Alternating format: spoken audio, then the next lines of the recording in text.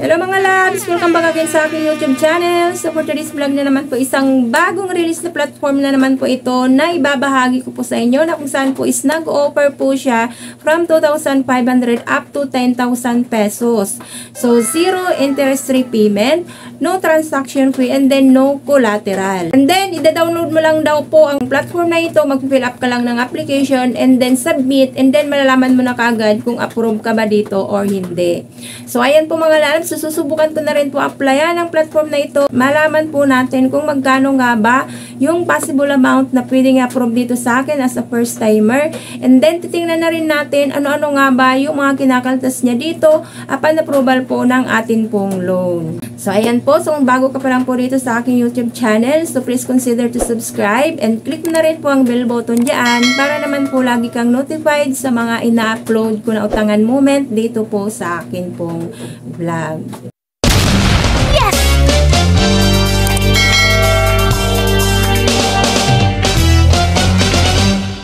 Disclaimer na po muna mga lalabs, so hindi po ito for sponsorship or hindi po ako dito promoter or ahente ng platform na babanggitin ko sa video na ito. So ako ay katulad nyo rin po lamang na isa rin pong mangungutang na kung saan naman po is hinahanap ko is yung low interest and yung long term naman na makatotohanan. So it's up to you na po or kayo na po ang magdesisyon kung susubukan nyo rin pong utangan ng platform na ito na babanggitin ko dito po sa aking pong vlog. Ito pong tinutukoy ko na platform ay si EasyLoan.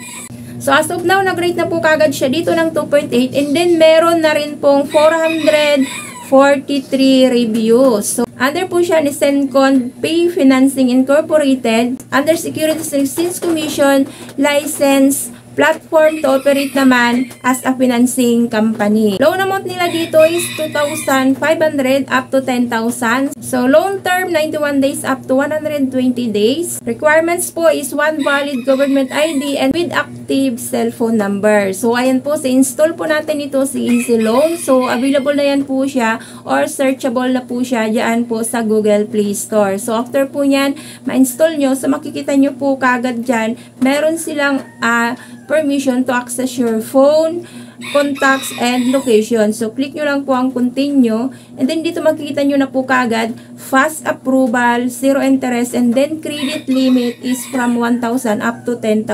So, click lang po ang apply now. And then, dito makikita nyo na po kagad, hihingaan po kayo dito ng basic information. So, gender, date of birth, archipelagos, region, home address, address type, education, and marital status. So, click nyo lang po yan dyan, ang submit. So, after po yan, second po is contact information. So, ihingian po kayo dito ng 3 lamang po na contact information. Kailangan yung i-provide po ang kanila pong mobile number, full name ng guarantor, and then relationship. So, click lang po ang submit. So, third po mga labs is identity information. So, dito hihingian po kayo ng one government valid ID. Recommended po nila is SSS card, UMID ID, passport, driver license, and PhilSys ID or national ID. So, mamimili po kayo dyan and then kailangan nyo po ditong mag-upload po ng inyo pong ID, including po yung selfie holding your ID. So, dito makikita nyo na po kagad employment information. So, dito naman po is optional naman po ito mga labs. So, kung wala po kayong work information, click nyo lang po itong skip to continue apply. So, next po is get remittance via GCash. So, dito mga labs, so, pinakita na po kagad nila na GCash ang hinihingi nila dito na method of mode of releasing ng iyong pong loans. Agad-agad nag-pop up mga labs. So, credit limit. So, in-approve dito kagad-agad sa akin is 1,500. So, receive 1,112. So, borrowing service fee, 225. Repayment fee, 23 pesos. So, withdrawal fee, 140. Term of loan is 7 days. So, dito, if you do not repay this loan by the final due date, you will be charged an additional of 10% fee. And then, click nyo lang po mga lalabs ang continue verifying. So, dito mga lalabs nakalagay nila kaagad is on process. So ayan. So, antayin natin ng ilang minuto or oras ba para po malaman natin kung may disbursement ba na mangyayari na masisend doon po sa akin pong GCash account. So, dito mga lalabs, so, pinakita na po kaagad ni EasyLoan na hindi mo full na marireceive ang iyo pong loan amount dito dahil binabawas na po kagad nila yung interest doon sa loan amount, and then meron pa pong ibang mga deductions doon po sa amount na marireceive mo. So, and then dito, sinabi na rin po kagad nila na within 7 days, kailangan mo pong ibalik yung pera na nahiram mo, or else magkakaroon ka na po kagad dito ng 10% penalty fee, which is na medyo mabigat na po yun.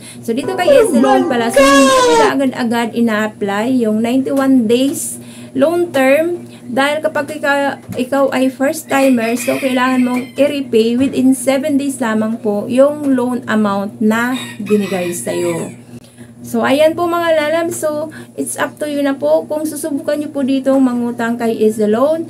Dahil dito pinakita na po kagad nila na hindi mo full na marireceive ang iyo pong loan amount dito. Dahil ikakaltas na po yung mga reductions nila doon sa loan amount na madidisburse sa'yo. Ayan na po muna mga lalab. So, reminder na lang po muna. So, pag-isipan nyo po muna ng makailang beses bago po kayo dito mag-engage or mag-commit kay Easy Loan. Para naman at the end of the day ay wala po kayong pagsisisihan, and then maiwasan nyo rin po yung harassment na nagmumula naman po sa mga OLA collector ng mga platform na nauutangan po natin. So, ayan po mga loves. So, that's it na muna ang review natin for today. So, sana po nakatulong. So, marami pong salamat for tuning in. God bless po. Hanggang sa muli. Bye-bye!